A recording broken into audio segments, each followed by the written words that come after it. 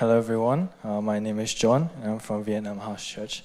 And I just want to talk about the love God has given me throughout my life and what motivated me to get baptized today. I was born into a Christian family, and this meant attending church on Sundays, participating in praise team and going to mission trips. However, I never felt a connection with God, and despite all my commitments to church, I began questioning the legitimacy of God, and doubt about his existence started to form within me. But this all changed when my father left the family. My doubts about God disappeared, and my hatred for him grew as I blamed him for destroying my family. This hatred grew even stronger when my mom's health began to worsen, as she would work multiple jobs while taking care of me, which left her with no time for herself. I was soon taking care of my mom during my years in high school and spent many sleepless nights wondering if God was going to take her from me.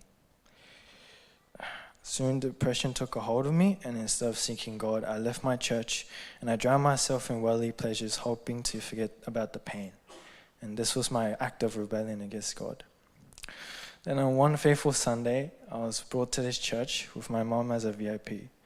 I was met with friendly faces and welcomed into this community, but my hatred for God still remained. I rarely attended youth meetings and eventually stopped going to Sunday services altogether and spent those days running away from God. After a few weeks of skipping church, the phone calls started to come in. Why aren't you at church? No excuses. I'm going to call you till you come to church. I know where you live. These annoying tactics worked and brought me to church and even got me closer to God each time. What I thought were annoying phone calls from church members, looking back, I realized God was working through them to get closer to me. I started to enjoy going to youth meetings and began to going to church every week. However, my depression still remained and continued to get worse. It affected my life at church, my relationships, and my faith in God.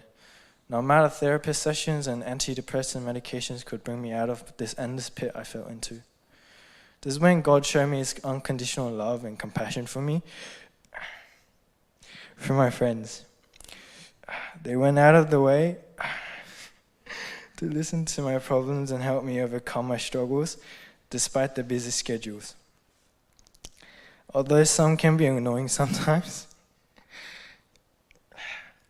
I could not imagine my life without my friends beside me.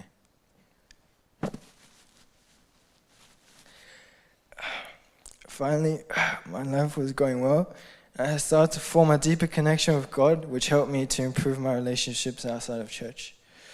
But out of nowhere, the notifications for trials in HSC started to come in, and the revision work started to pile up on my desk.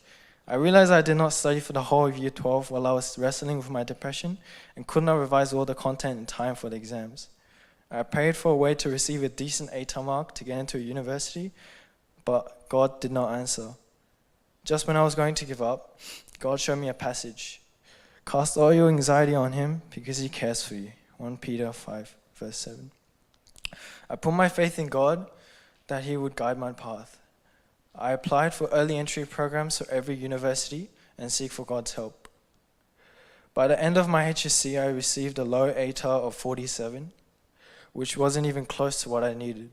However, by God's grace, all 5 universities I applied for accepted my early entry applications, guaranteeing my spot in 2023.